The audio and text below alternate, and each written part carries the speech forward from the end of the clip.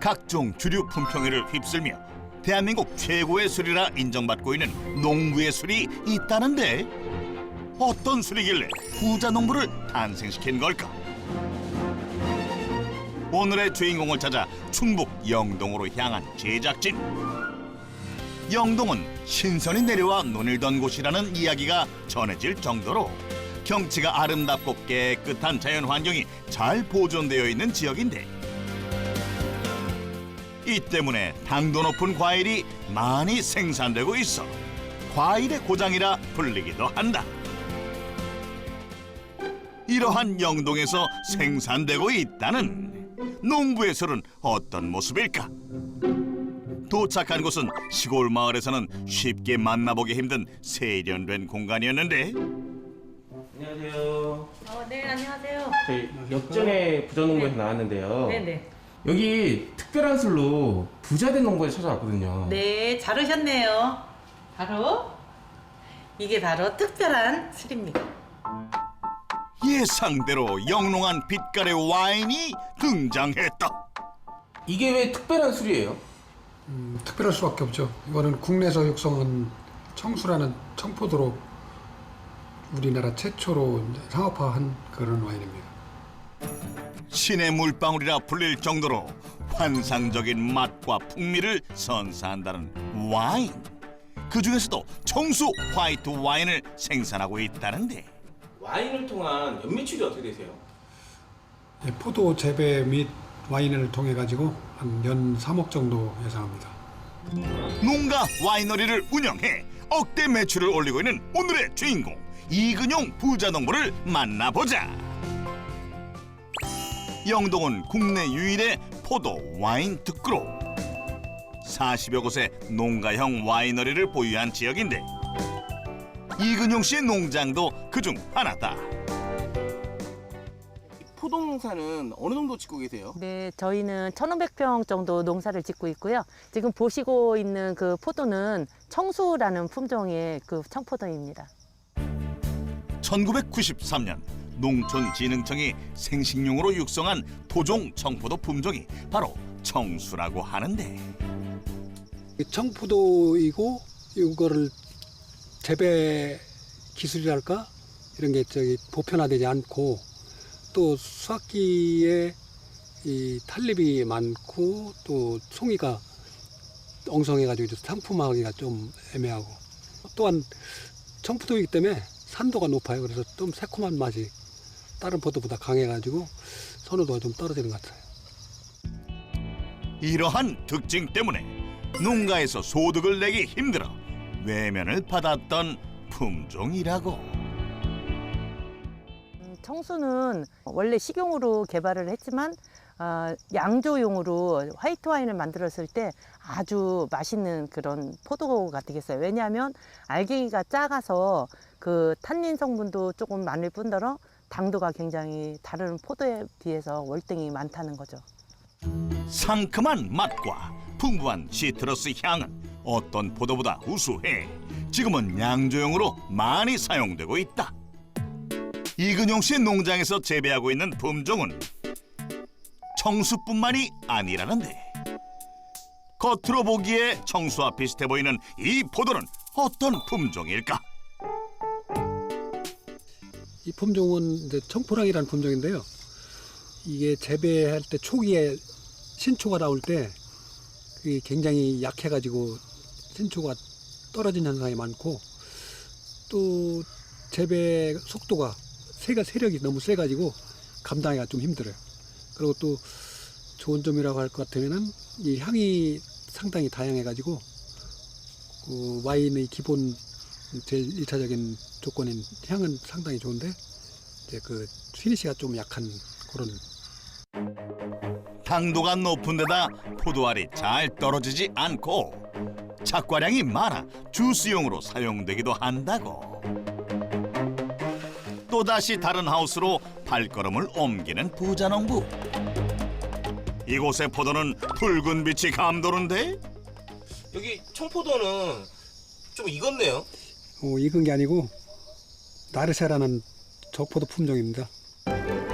청포도뿐 아니라 적포도도 재배하고 있었던 건데 나르샤는 어떤 품종일까?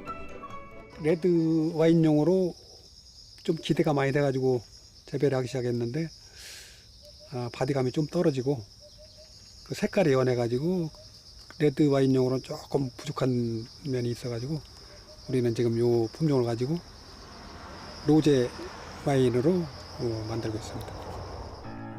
재배하고 있는 포도의 종류도 생산하고 있는 와인의 종류도 다양한 것 같은데 포도를 총 몇 종류 키우고 있는 거예요? 청수, 청포랑, 나르샤, 아유, 뭐 알렉산드리아 정말 많네요. 한 10가지가 넘는 것 같아요. 왜 이렇게 다양한 품종을 키우세요? 그래야지 우리만의 그 맛있는 와인을 만들 수가 있고 또 와인의 장점도 있고 단점도 있는 포도가 많으니까 어느 게 정말 맛있는 건가 테스트를 해보기 위해서 우리가 실험용으로 많이 재배하고 있어요.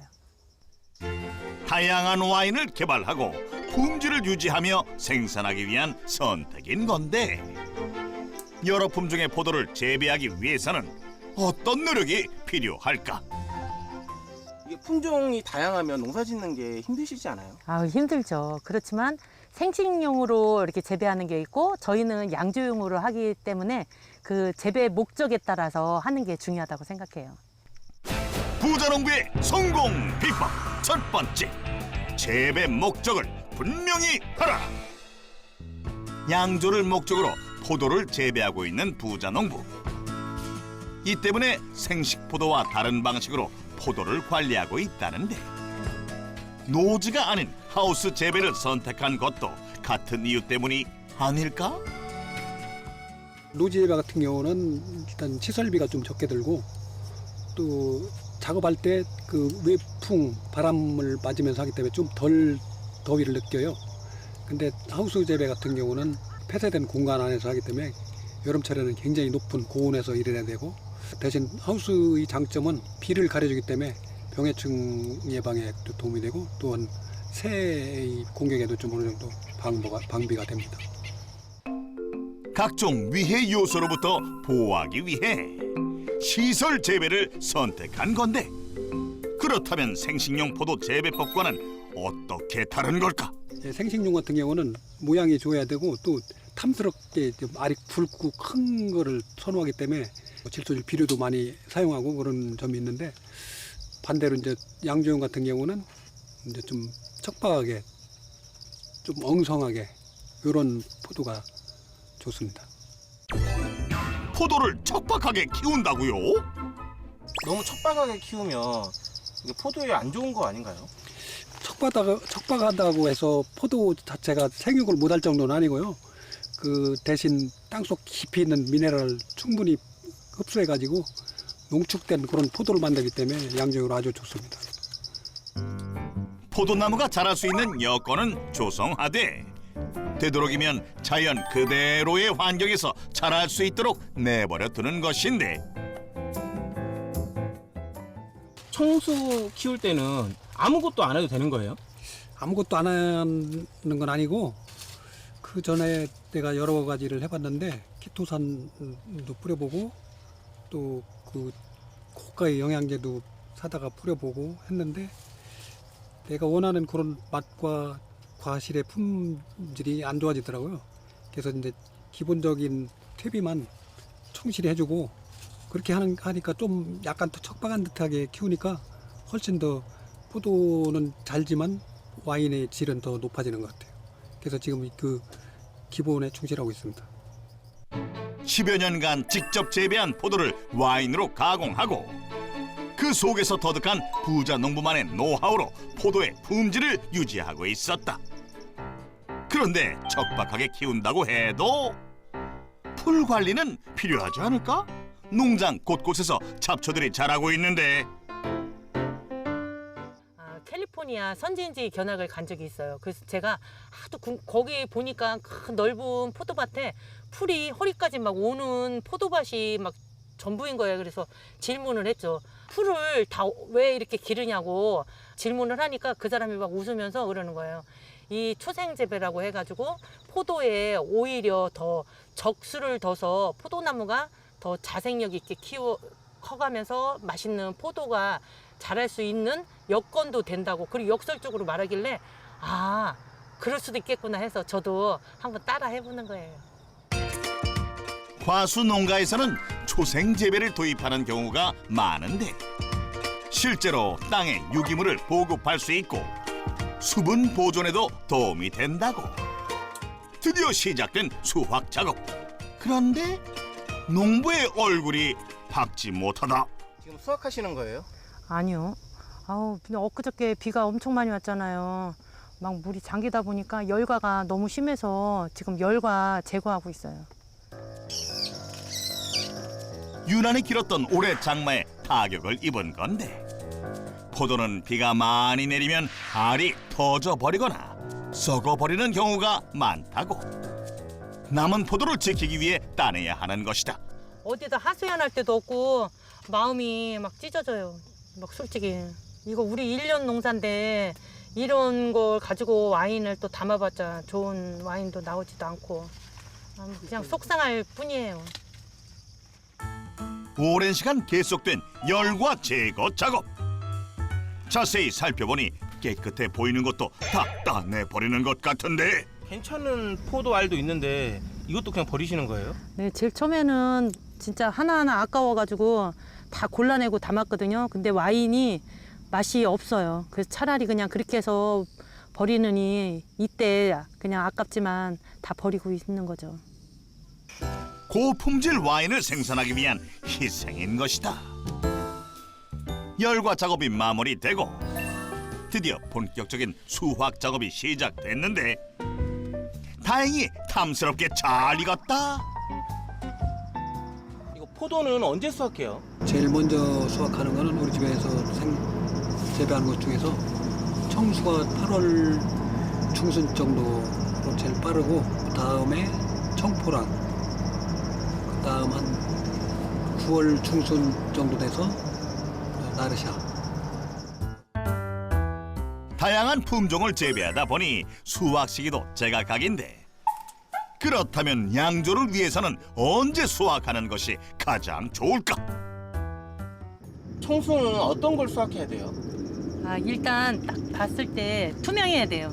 얘가 시퍼렇게 땡땡하면은 그건 아직 안 된 거고, 이렇게 투명하면서 노르스름할 빛깔이 막 변해갈 때 그때가 아주 적기고요.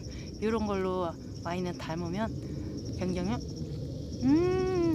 새콤달콤하고 껍데기가 떡더름한 맛이 있어서 아주 좋은 와인이 탄생될 것 같네요. 지금 많이 새콤한 것 같은데요? 아니요, 새콤달콤. 지금 먹어봐, 진짜 맛있어. 정말 맛있는지 확인 들어갑니다. 이거 그냥 바로 먹어도 돼요? 아, 그럼요. 아우, 드셔보세요. 이거 얼마나 상큼함이 입안에 확 번져서 정말 향수 뿌린 거 저리 가라. 드셔보세요.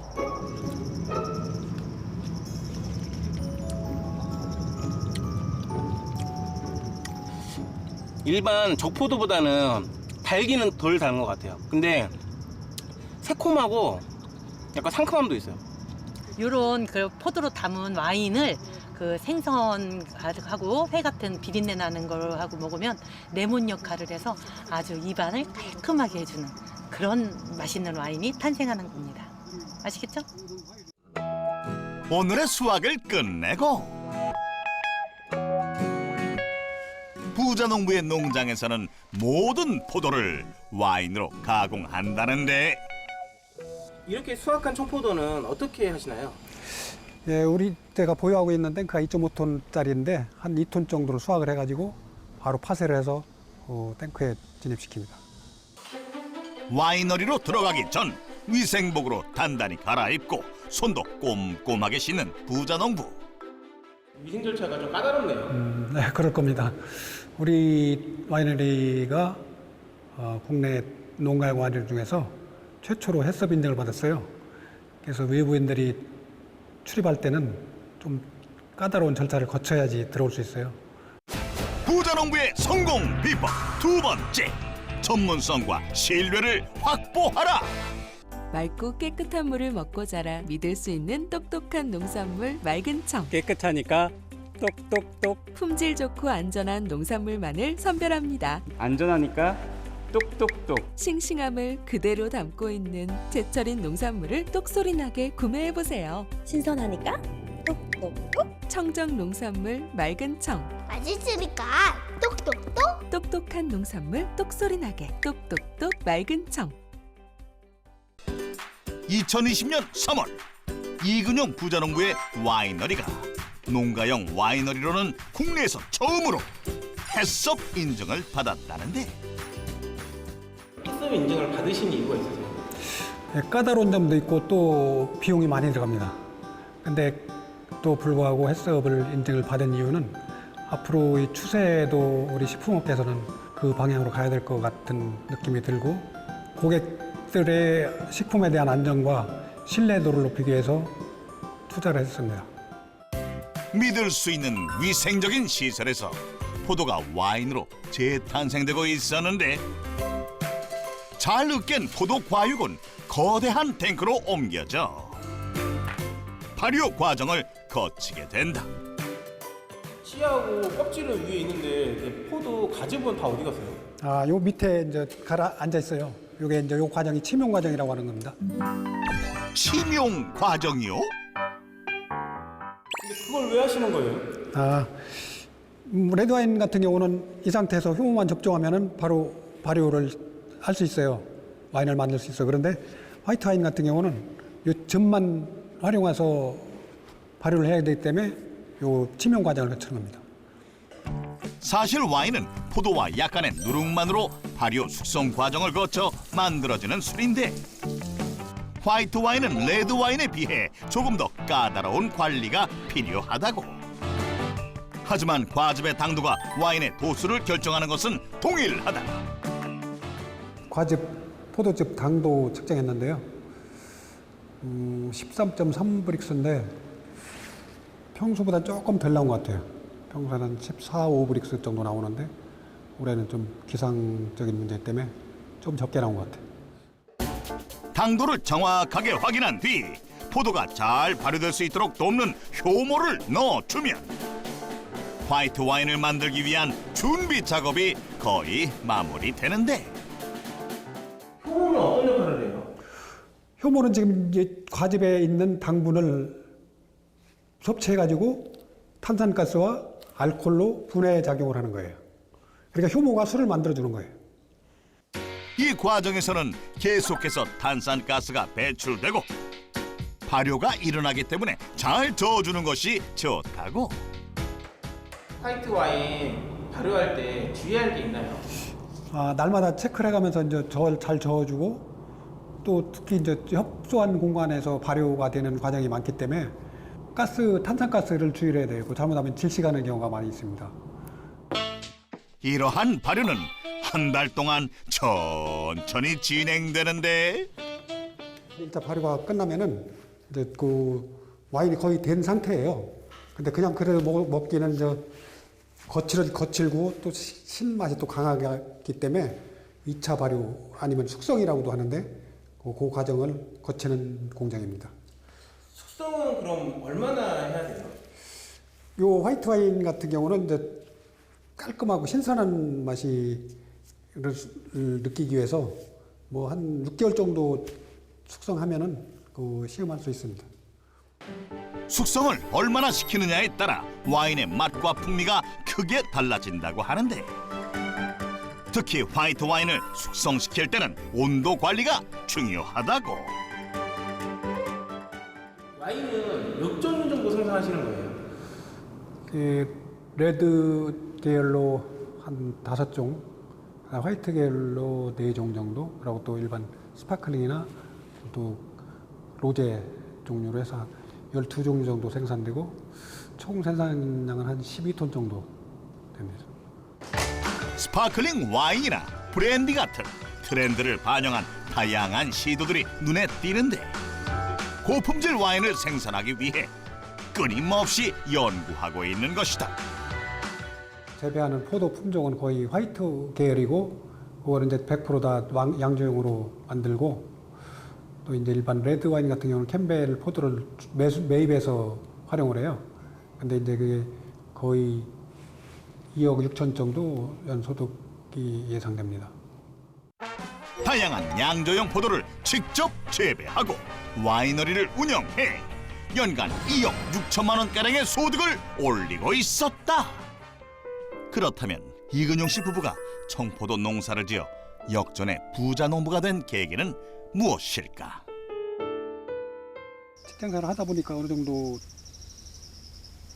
한 10여 년 가까이 되니까 이제 또 언젠가는 퇴직을 하고 내려가야 될 그런 입장이잖아요. 그래서 그 언제까지 회사에서 밀려날 때까지 있어야 되나 그 고민도 하다가 어차피 나갈 거 좀 일찍 감행을 해보자 해서 이제 40세 중반에 퇴사를 하고서 고향으로 내려왔죠. 처음에 그 이야기를 듣고 저희는 진짜 아우 이게 뭔 일인가 생각을 했죠. 지금도 생각해 보면 내가 이렇게 농촌에 와서 이런 포도 농사를 짓고 이렇게 생활한다는 자체도 어느 때 한번 뒤돌아 생각하면 정말 상상치도 못했던 그런 일이 지금 일어나고 있는 거죠. 2007년 농부가 되기 위해 무작정 용기를 냈던 건데 처음부터 포도 농사를 지었던 건 아니라고. 오만 건 다 해봤죠. 고맛, 콩, 깨, 뭐 감자, 옥수수 별걸 다 했지만 그게 농사 짓는데 시간과 노력이 많이 투자가 됐는데 실질적으로 소득으로 이어진 거는 거의 없어요. 그러니까 이렇게 해가지고는 도저히 시골에 살 수가 없겠구나. 그래서 시작한 것이 포도 농사인데 평소 즐기고 사랑하던 와인을 만들어 돌파구를 찾고 싶었던 것이다.